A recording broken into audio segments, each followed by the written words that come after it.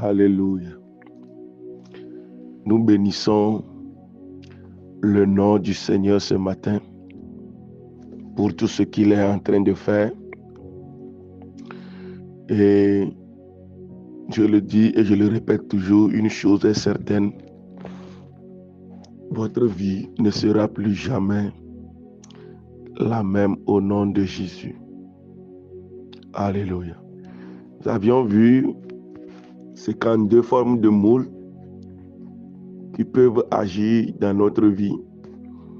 Et avec l'ignorance, nous pouvons subir, être victimes de ces moules. Mais par la révélation que le Seigneur nous a donnée, nous sommes délivrés. La délivrance commence par la révélation. La délivrance commence par la connaissance. Et je peux te le dire, les connaissances que tu es en train de recevoir ici sont en train d'établir dans ta vie une délivrance parfaite. Alléluia. Ces moules que nous avons vus et tout ce qui arrive dans votre vie, ce ne sont pas une fatalité. Alléluia. C'est vrai, il y a de toutes ces choses-là qui sont en train d'arriver, mais par-dessus tout, c'est la grâce de Dieu qui vous soutient jusqu'à aujourd'hui. N'eût été la grâce de Dieu, les ennemis vous auraient détruit depuis longtemps. Mais sa grâce est toujours là à vos côtés. Alors je peux le dire que votre vie ne finira pas comme celle des autres. Vous ferez la différence au nom de Jésus-Christ. Ces mots ne sont pas une fatalité, non, mais par la prière de plaidoirie, par la repentance profonde, par une intervention divine. Alors ces moules peuvent être brisés pour établir une nouvelle lignée de bénédiction et de prospérité. Alléluia. Tous ces schémas que nous avions vus sont les résultats directs des moules qui nous ont été imposés. C'est pourquoi l'apôtre Paul nous exhorte de ne pas se conformer au siècle présent, mais d'être transformés par le renouvellement de notre intelligence. Briser la forme, détruire les pensées négatives, conditionnées par ces moules-là. Être conforme signifie littéralement prendre la forme de quelque chose. C'est ça qui indique qu'il y a déjà une forme préétablie dans laquelle l'ennemi veut nous modeler. L'ennemi veut nous modeler selon ses formes. L'ennemi veut nous modeler selon les formes du péché. Le diable veut nous modeler selon les formes de l'iniquité. Il veut nous modeler. Mais l'apôtre nous dit, nous autres, de briser cette forme-là par la transformation et le renouvellement de notre intelligence. Lorsque nous restons dans ces moules-là, nous devenons des captifs du passé. Notre passé nous hante. Nous ne pouvons pas nous défaire de notre passé. Le passé de notre famille, les mauvais noms qu'on a collés, les mauvaises étiquettes qu'on a collées à la famille. Lorsque nous sommes conditionnés par ce moule-là, nous ne pouvons pas défaire ces formes-là. Et nous sommes comme apprivoisés dans une prison. La prison de notre passé. Les choix et les erreurs de nos ancêtres vont dicter nos vies. Comme nous avons vu l'exemple de Judas et comment cela a dicté la vie de tous les membres de la famille, jusqu'à de David, les enfants de David, le père de David, jusqu'à Salomon. Comme Moïse, nous avons vu aussi comment depuis son grand-père Lévi, la forme que Lévi a implantée a dicté la vie même de Moïse, de Aaron, jusqu'à Abiatar. Ils ont tous subi, ils ont été victimes. Quand nous devenons captifs du passé, les choix, les erreurs de nos ancêtres dictent nos vies. Il faut briser cette forme-là. Quand nous sommes retenus par ces schémas, de moule, nous limitons nos potentialités. Le moule là nous empêche de réaliser le plein potentiel que Dieu place en nous. Nous avons des dons, nous avons des talents qui doivent s'exploser pour la gloire de Dieu et pour guérir les gens autour de nous. Mais à cause de ces schémas de moule là, nous sommes limités. Nos talents ne sont pas reconnus. Praise the Lord. Et nous vivons hors de notre destinée divine. Les moules diaboliques là détournent notre vie du plan parfait de Dieu. Voilà pourquoi beaucoup de personnes aujourd'hui, vous vivez des vies qui ne sont pas les vôtres. Vous êtes dans des choses aujourd'hui qui ne sont pas les vôtres. Vous subissez aujourd'hui, vous êtes victime d'un système aujourd'hui que vous n'avez pas érigé. Vous êtes venu trouver ce système-là et vous n'arrivez pas à vous en débarrasser. C'est seulement par la délivrance que vous pouvez s'en débarrasser. Et c'est de ça que nous sommes en train de parler. Je vous l'ai dit, il y a une solution. La solution, c'est quoi? C'est la transformation. Briser la forme. Être transformé, c'est briser la forme, changer de forme. En Christ, nous avons la puissance de briser les anciens moules pour entrer dans une nouvelle forme conforme à la volonté parfaite de Dieu. Romains 12, le verset 2. Soyez transformés par le renouvellement de l'intelligence. Alors, il y a 3 choses qu'il faut faire pour briser l'ancienne forme, pour être transformé par le renouvellement de l'intelligence. Praise the Lord. Il y a 3 choses qu'il faut faire pour être transformé, pour briser le moule préétabli. Première chose, identifier le modèle. Alléluia. Tout commence par la connaissance. Vous connaîtrez la vérité et la vérité vous affranchira. Quand vous êtes ignorant de qui vous êtes, le diable fera de vous celui que vous n'êtes pas. Quand vous êtes ignorant de vos droits, l'ennemi vous fera subir des choses dont vous n'êtes pas destiné. Tout commence par la connaissance. C'est pourquoi il est très important, bien aimé, d'être une personne spirituelle. Que lorsque vous cherchez physiquement des points de convergence pour savoir c'est quoi, qu'est-ce qui se passe dans ma vie, dans ma famille, et vous ne trouvez pas, il faut aller par révélation. Identifiez le modèle. Observez votre famille. D'accord? Observez votre famille de long à large. Quels sont les schémas récurrents? Quelles sont les limitations ou les malédictions qui semblent se transmettre de génération en génération? Quelles sont les formes de vie qui est uniforme à tout le monde dans la famille? Quels sont les schémas que la famille dessine? Qu'est-ce que le grand-père a vécu? Comment le grand-père a vécu? Comment les grands-oncles ont vécu? Comment le père a vécu? Comment les oncles ont vécu? Les tantes ont vécu? Quelle est la vie des parents? Par où ils ont commencé? Par où ils ont fini? Quelles sont leurs prérogatives? Qu'est-ce qu'ils ont pu faire? Qu'est-ce qu'ils n'ont pas pu faire? Assois-toi et observe bien ta famille. Tu ne peux pas prétendre évoluer sans traiter d'abord avec la racine. Écoutez, quand on prend un arbre aujourd'hui, je prends par exemple un manguier, et c'est vu que les mangues, quand le manguier produit des mangues, les mangues ne sont pas toujours bonnes. Les mangues sont toujours mauvaises. Et on appelle quelqu'un pour venir traiter le problème. Quand la personne vient, il a vu les fruits de mangue sur le manguier et les fruits ne sont pas bons. Ils ne sont pas bons. Alors, il prend un coupe-coupe, il monte dans l'arbre et il a coupé tous les fruits sur le manguier. Il a tout enlevé. Ce qu'il a fait là, c'est un bon travail, mais c'est un travail insuffisant. Ce qui fait que la mangue a des problèmes, ce n'est pas dans la mangue.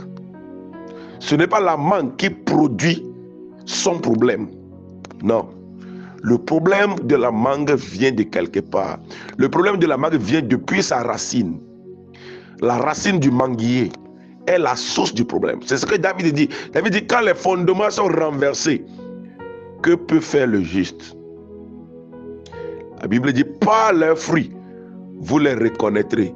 Bien-aimé, le fruit que ta vie donne sont la preuve des fondations que tu as, sont la preuve des gens de vie menée dans le passé par ta famille.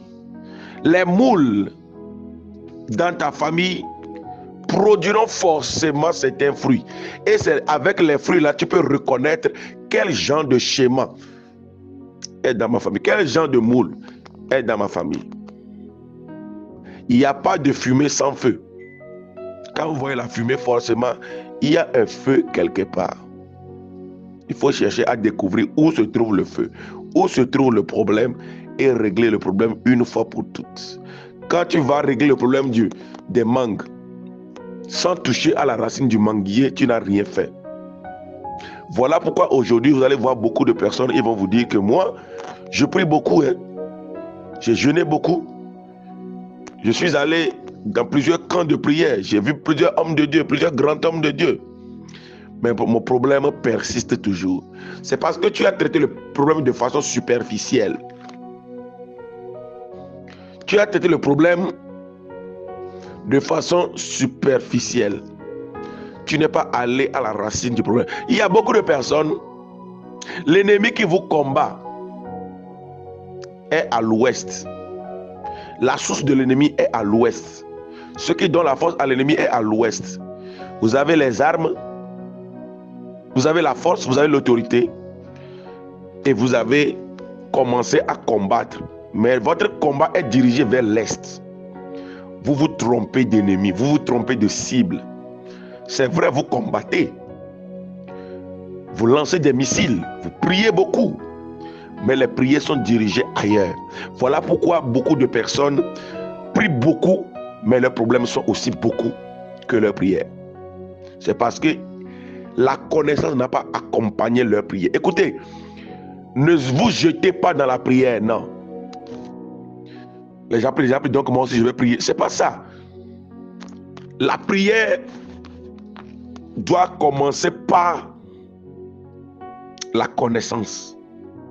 Quand tu découvres ce qui t'arrive et la source de ce qui t'arrive, c'est pas quelqu'un qui va te dire prie comme ça, prie comme ça, prie comme ça. Toi-même, naturellement, tu vas commencer à attaquer la source du problème. Praise the living God. Il est capital d'observer ta famille. Il est important de voir les informations. Qu'est-ce qui s'est passé dans ma famille? Pourquoi tout le monde a les mêmes problèmes? Pourquoi tant de problèmes dans ma famille? Et quand tu as la réponse à ces questions, tu sauras par où commencer ta délivrance. Alléluia. La délivrance se fait par révélation. Par révélation. C'est le problème de beaucoup de personnes aujourd'hui.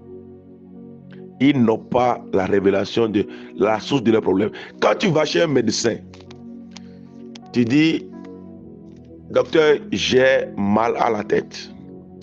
Le docteur ne va pas se lever et puis te donner médicaments de maux de tête directement. Non. Le docteur va t'examiner d'abord pour voir quelle est la source du problème. Qu'est-ce qui te donne les maux de tête? Qu'est-ce qui te donne les maux de ventre?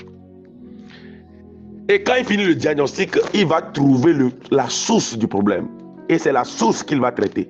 Si simplement il te donne les médicaments contre contre la migraine, contre les maux de tête, tu vas voir que en quelques moments, les maux de tête vont s'arrêter. Ça va s'arrêter. Ça s'arrête, 2 jours après, ça revient avec force. Parce que tu as traité simplement les maux de tête sans traiter la source du problème. Voilà pourquoi dans certaines vies, dans la vie de certaines personnes ici, votre miracle ne dure jamais. Votre miracle vient et ça part aussi vite que ça vient. C'est comme un feu de paille. Votre miracle ne dure pas. Alors je prie pour vous.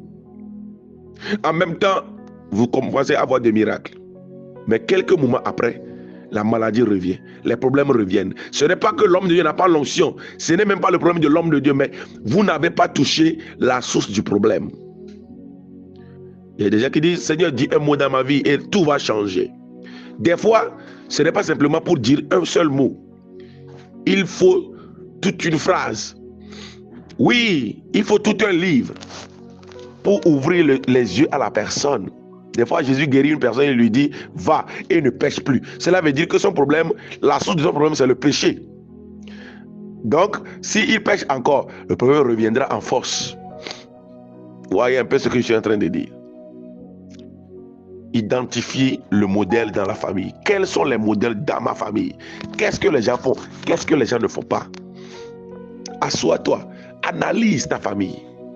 Tu veux épouser une femme, tu veux épouser un homme. Assois-toi, analyse sa famille. Oui. Oui. Qu'est-ce qui se passe? Quelle est la source? Des fois, vous allez tout analyser, mais vous n'allez pas avoir de réponse. Oui. Des fois, vous allez prier, observer, sans avoir de réponse. Mais là, vous avez besoin de la révélation. Vous avez besoin de la révélation. Il y a un homme qui travaillait et il a commencé à avoir des problèmes jusqu'à... Il a été licencié du boulot et sa vie est devenue tellement misérable. Il fait tout, il ne réussit jamais. Jusqu'à il est fatigué. Tellement fatigué, il ne sait plus quoi faire. Un jour, il est allé dans le programme d'un de nos pères ici au Togo. Et quand il est allé dans le programme, l'homme de Dieu a commencé à prier avec lui. Il est tombé et quand il est tombé, l'ange du ministère vient le prendre par la main et l'amène quelque part. L'ange l'amène jusqu'au fond de l'océan. Et quand ils arrivent là-bas, ils voient une grande clôture. Dans la clôture, il a vu des personnes qu'il connaît, de sa famille. Et à l'entrée de la clôture, il a vu un de ses oncles qui a pris un bœuf et il a sacrifié. Et l'ange lui dit, le bœuf que ton oncle a sacrifié, c'est le sacrifice qu'il a fait pour prendre en otage toute la famille. Et toutes les destinées sont là-bas. Et même quand il regardait dans la clôture, il voit lui-même qu'il était dans la clôture. Et l'ange lui dit, voici la source de tes problèmes. Écoutez, des choses comme ça, quand il n'y a pas de révélation, tu ne sauras jamais. Ouais. Oui. Et l'homme s'est réveillé. Dieu vient de lui montrer la source de son problème. Écoutez, si vous êtes ici, depuis que nous prions jusqu'à aujourd'hui, jusqu'à maintenant, tu es toujours ignorant des choses qui se passent dans ta famille. Cette nuit, le Seigneur va te révéler quelque chose. Va payer une bouteille d'huile. Si tu as une bouteille d'huile à la maison, garde ça le soir. On va poser un acte prophétique. Et la nuit là, tu vas voir la source de ton problème. Praise the Lord. Va payer une bouteille d'huile. Garde ça le soir. Garde ça le soir quand on va prier. Je vais te dire ce qu'il faut faire. Et tu verras d'où vient le problème. Dieu va te révéler clairement. Praise the Lord. Nous ne marchons pas révélation, bien-aimés. Nous ne marchons pas dans le vide. Nous ne prenons pas les décisions dans le vide. Nous n'avançons pas dans le vide. Non. Il faut avoir les yeux ouverts. Tout commence par là. La délivrance commence par là.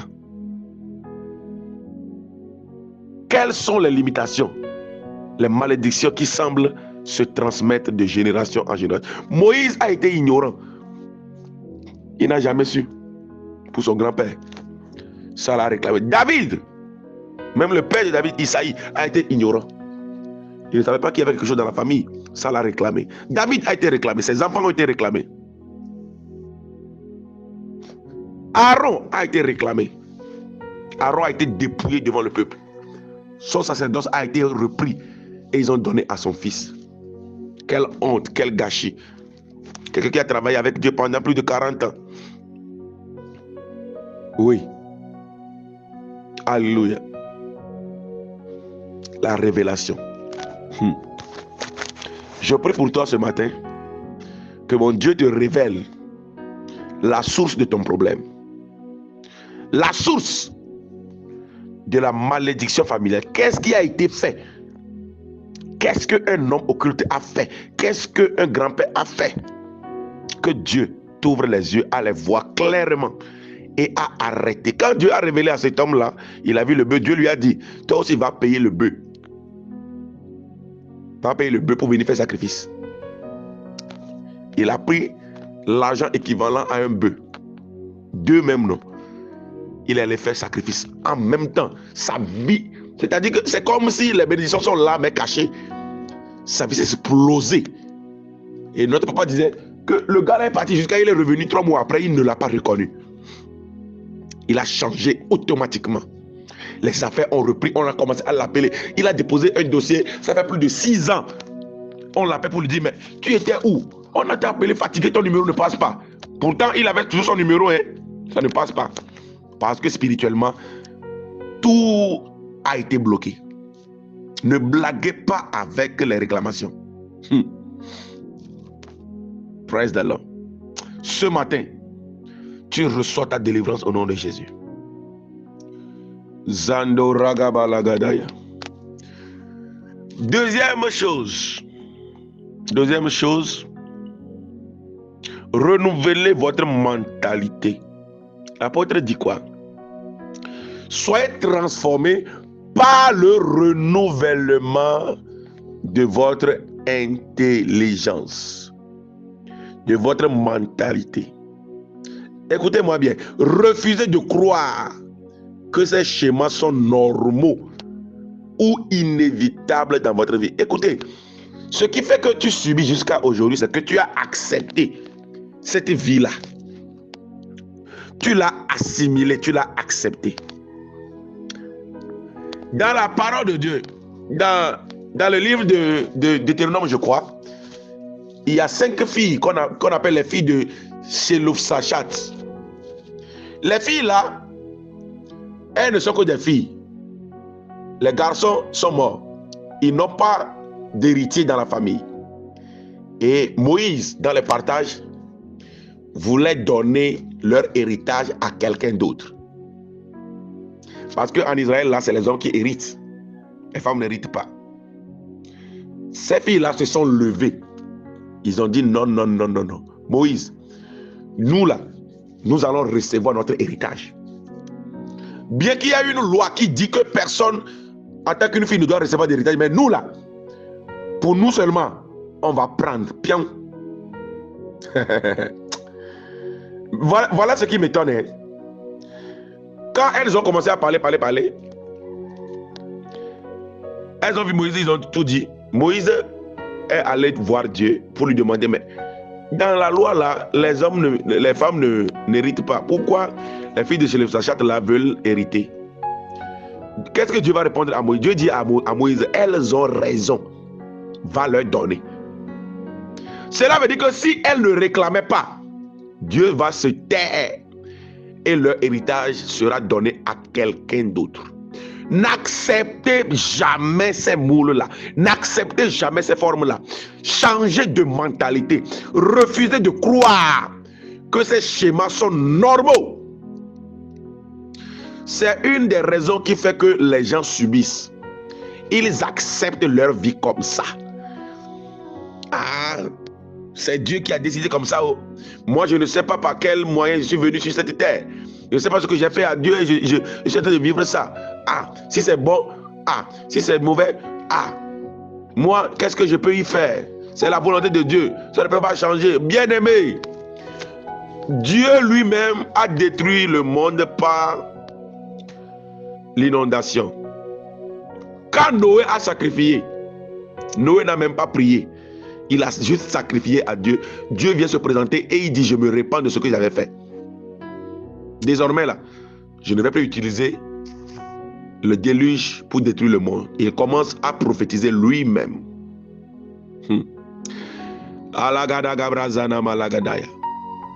Caïn, suivez-moi bien. Caïn a tué son frère Abel.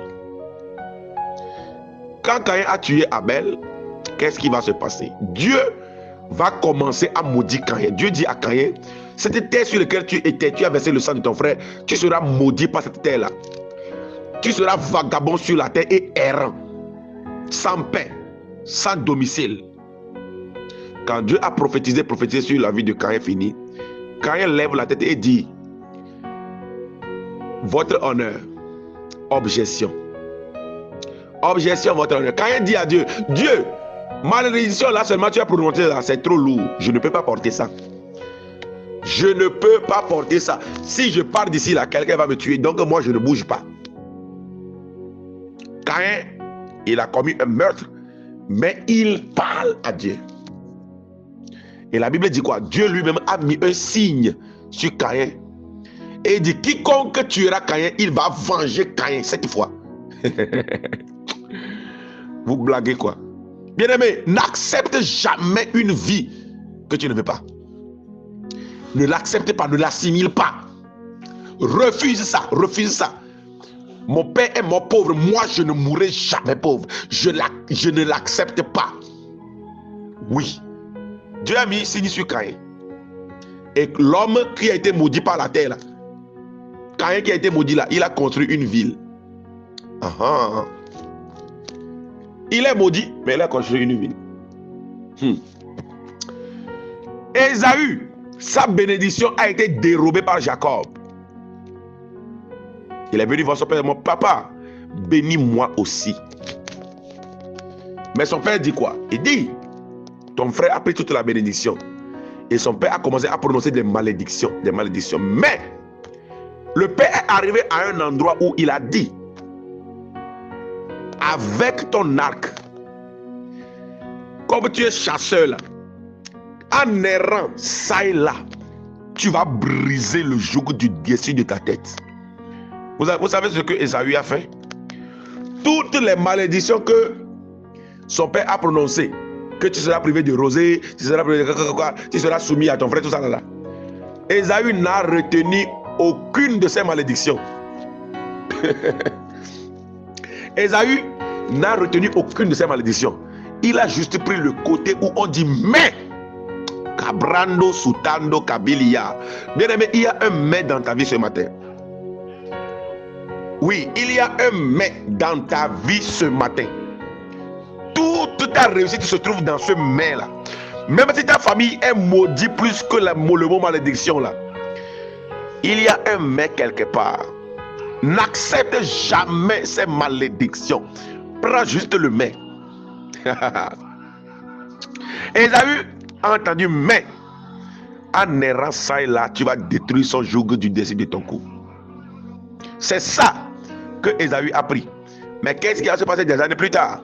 Ésaü n'a pas reçu la bénédiction. C'est Jacob qui l'a reçu.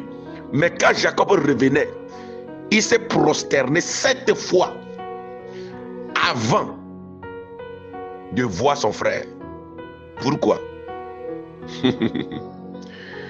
Mais la bénédiction dit que c'est Ésaü qui va se prosterner devant Jacob. Mais pourquoi?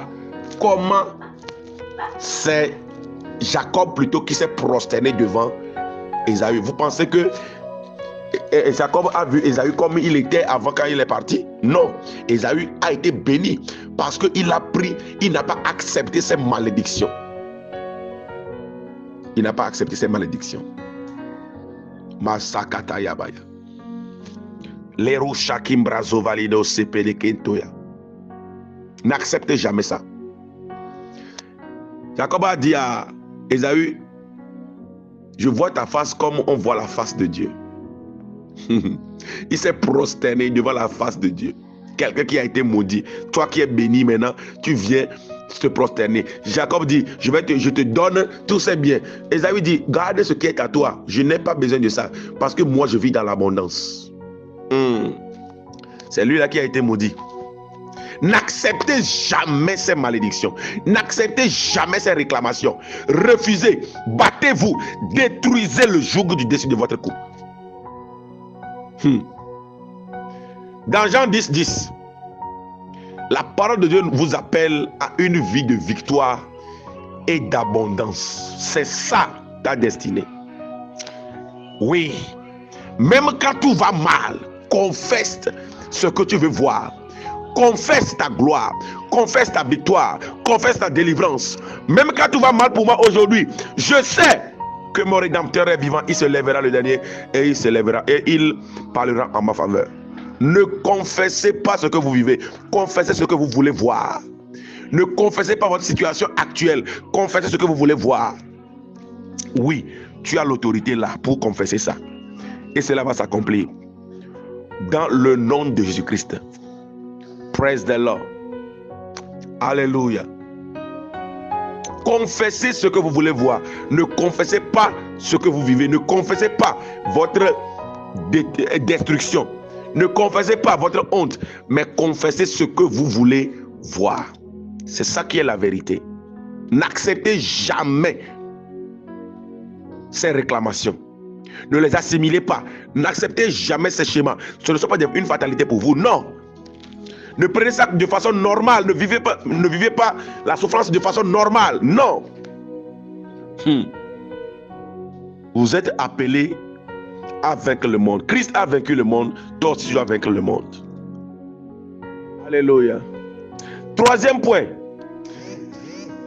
Utilise la puissance de la croix. Colossiens 2,14 nous rappelle que toute accusation contre nous a été clouée sur la croix. Alors c'est une vérité. Il n'y a pas de condamnation pour toi parce que tu as été régénéré en Christ. Alors il te faut confesser cela. Proclame la vérité avec foi. Proclame ce que Dieu dit. Ne proclame pas ce que les gens font dans la famille. Oh, nous dans la famille là, c'est comme ça on est. Nous dans la famille là, c'est comme ça on est. Non! Non! Les accusations sont brisées. Christ a détruit l'acte dont les ordonnances nous condamnaient. Et il l'a cloué à la croix. Voilà pourquoi, bien-aimé, il n'y a pas d'accusation qui va tenir dans ta vie. Utilise maintenant la puissance de la croix. Utilise l'onction de Dieu dans ta vie pour détruire ces moules. C'est ce qui a manqué à Moïse. Oui, Moïse avait l'onction jusqu'à tuer Pharaon, jusqu'à massacrer toute l'Égypte. Et l'onction là avait la capacité d'arrêter ce fléau dans sa vie. La colère là, d'arrêter ça dans ta vie, dans sa vie. Mais il ne l'a pas fait. Et c'est ça qu'il a détruit à la fin. Alléluia. Alors, qu'est-ce qu'il faut faire? Utilise la puissance de la croix. La puissance de la croix. La puissance de la croix. Il y a une puissance dans le sang de l'agneau. Il y a un pouvoir indestructible dans le sang de l'agneau. C'est là réside ta victoire. C'est là où se trouve ta victoire. Praise the Lord. Alléluia. Mazo kabrandoya. Zodobologodombrayaga. Alléluia. Même après avoir été libéré spirituellement, bien-aimé, il est possible de rester captif des forteresses mentales. Ces forteresses-là sont des schémas de pensée établis par l'ennemi pour vous maintenir dans les anciennes moules. Et ces pensées, voilà pourquoi l'apôtre dit d'être délivré d'être renouvelé par d'être transformé par le renouvellement de l'intelligence. Parce que la pensée, c'est quelque chose. L'ennemi, tu peux recevoir ta délivrance, même mentalement, être toujours prisonnier. Praise the Lord. Alléluia. Ce sont des forteresses qui sont des schémas dans la pensée établis par l'ennemi pour vous maintenir dans les anciens moules. Avoir des mêmes pensées que les gens. Alors que vous êtes transformé par le renouvellement de l'intelligence, votre intelligence doit transformer. Et cela se révèle par quoi? Le doute. Vous ne croyez pas que vous pouvez briser le cycle. C'est-à-dire que vous voyez tellement que la chose a détruit la vie des gens que vous vous voyez trop petit devant le problème. Que moi, est-ce que ça peut changer? Et le doute est dans votre cœur. Le doute amène la peur. Quand il y a la peur, la foi n'est plus là. Quand il y a la peur, la foi n'est plus là. Croyez que vous pouvez briser le cycle. Croyez que votre cas peut être différent. Ce matin, que la foi de quelqu'un reprenne vie. Oui, ton cas est différent. Oui, tu peux faire la différence. Oui, tu ne peux plus répéter ce que les pères ont vécu. Non, tu es une autre personne. Deuxième chose, la peur. Vous craignez de sortir du confort du connu. Même si c'est un lieu de limitation. Vous êtes dans le confort, dans votre limitation là, vous êtes des problèmes là. Vous êtes là comme dans un confort. Vous ne voulez pas vous en sortir. Vous avez peur de choisir. Vous avez peur de nouveaux commencements. Vous avez peur d'investir. Vous avez peur de faire un autre choix. Ce sont les forteresses que le diable nous maintient dans ces prisons-là.